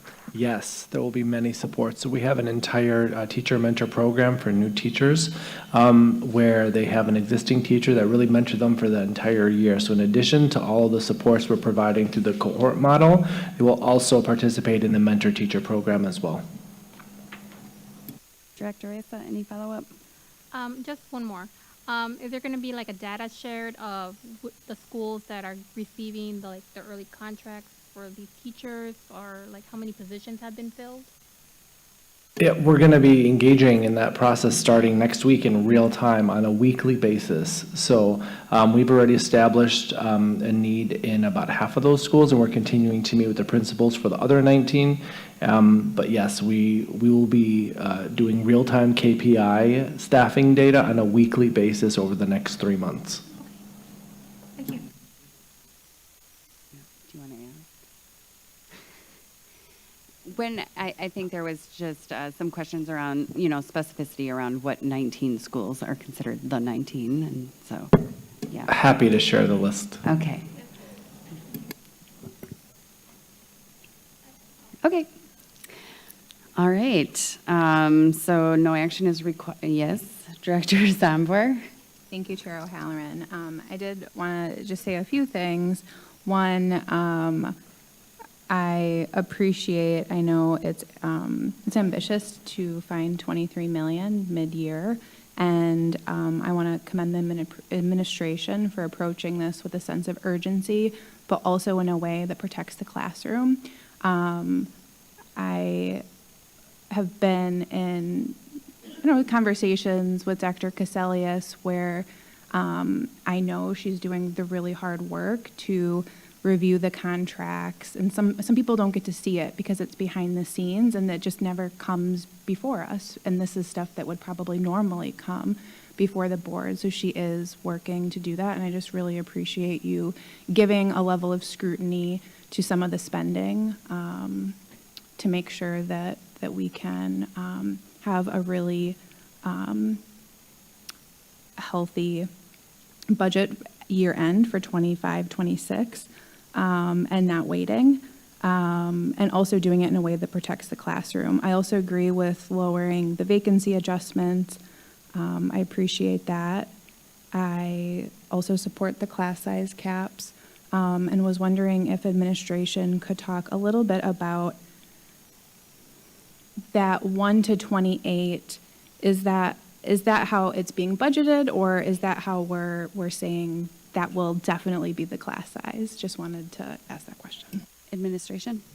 Chair O'Halloran and Director Zambor, really good questions, and thank you. It is very difficult. It's a $1.6 billion budget, so getting underneath all those contracts is quite a task, and we as the administration have really been looking into all of that spending on those contracts. As for class size caps, I think this is what's probably given Mr. Sinram the biggest heartburn, because we know that it's going to cost money. We know it's going to cost over 100 teachers. It's going to cause us to have to hire more teachers, right? And we know also that there's going to be artificially very low class size in many schools.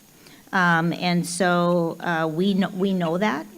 We have already, in previous practice, done something called stand-up, where we have provided additional resources where there's been low class size to schools, I think to the tune of $8 million this year, $7.5 million this year of investments, but we think that could double next year or even a little bit greater than that. So we're doing all of that calculation right now. We think it could cost up to $20 million to manage class size. I do plan on working with our contract with Formative to do a more granular class size with our enrollment office to put in new standard operating protocols to control for class sizes. There are some schools where we know they already have way too many kids. We heard some of that testimony today. That's hard because those parents are going to want to stay, even though they don't want the class size. So we may have to push in other types of resources to support those schools, and I suspect they already are putting in additional different resources like co-teaching, additional para, that kind of strategies that they're already using where they have class size at 40. And so as we look to what is going to be sort of a phase out to hold to those class sizes, we have to at the same time improve quality at all our other schools so that parents want to choose those other schools and not continue to go to our South Side schools and oversubscribe those schools. We need to have high-quality schools in every neighborhood and good choices for parents. So this is going to be a longer-term phase-in plan, and we need to have that granular level with our enrollment office, really understanding how you're going to manage that class size. Before, it's just kind of been left up to the principal, and they've been sending kids. We also need to look at our transfer process and rules there. So there's a number of items that we'll be looking at, and happy to continue to report back to the board on our enrollment strategy, and how we're working with our formative partners to be able to do that really important work. I also wanted to comment on Director Simpson's comments as well, and appreciate the comments that you made. And, you know, it is, literacy was a bumpy start. And I really want to appreciate the union for sticking with us and working with us and being at the table. I know that hasn't been easy for Ingrid and Amy to be able to come to some of that, and I know that they've been extremely frustrated with us at times, and it's been extremely frustrating. And so I want to also, make sure that they know that I appreciate them staying at the table with us and working through what has been a hard implementation across the district. But I do think we're headed in the right direction, and I appreciate their leadership and the leadership of our administration. Thank you. Thank you. Director, I'm sorry. Do you have any follow-up, Director Zomber? Okay. Director Benoit. Hi, I have kind of just a very short question. A lot of times. Can you speak? Sorry, Yeah, there you I know, go. I just heard it too. A lot of times when we talk about class size, the electives in the middle schools and high schools kind of get forgotten. I know this firsthand. So when we talk about class sizes, are we also going to get a guarantee that all of the faves will also have a cap on their class sizes? Chair O'Halloran, Director Vinoy, that's accurate. However, with a little caveat, because I've spent most of my career in secondary schools, there are times when marching band or a choir or something, or a gym class or something like that is, the school wants it to be larger for that reason, or a musical production or something like that. So with those exceptions, the principal will work with their academic superintendent as they talk to their budget analyst about what's needed. Okay. Do you have any follow-up, Director Benoit? Special education, will there be caps on special education? Chair O'Halloran and Director Vinoy, special education is based on a student's IEP, and so those IEP services are provided, and we will be looking at that. As a reminder, we are doing a special ed audit in the end of March, and we'll be looking at all of the ways that we provide services and programs to our special ed students that will help direct our budget. Thank you. Thank you. All right. With all of that being said, this is not an action item. So if there are no further comments or questions on this item, Madam Secretary, next item, please. Item 7 is action on a request to approve the proposed fiscal year 2026-2027 budget parameters and priorities. The recommendation is that the board approve the proposed fiscal year 2026-2027 budget parameters as listed in this item. Thank you. Would the administration please present the item? Chair O'Halloran and members of the committee, Brenda Caselli, Superintendent. As I stated when we first started this budget process, I would be bringing you parts of the budget process through the different meetings that we're doing. Today, I'm asking you to pass the priorities and the timeline, but this item in specific provides an overview of the proposed budget priorities that were presented and the associated planning parameters that will guide the development of the district's fiscal year 2026-27 budget. These priorities and parameters are intended to inform the administration as it prepares the proposed budget and are aligned to the district's vision and mission. The proposed priorities must be balanced with the resources available to the district and may change in response to the district's fiscal position.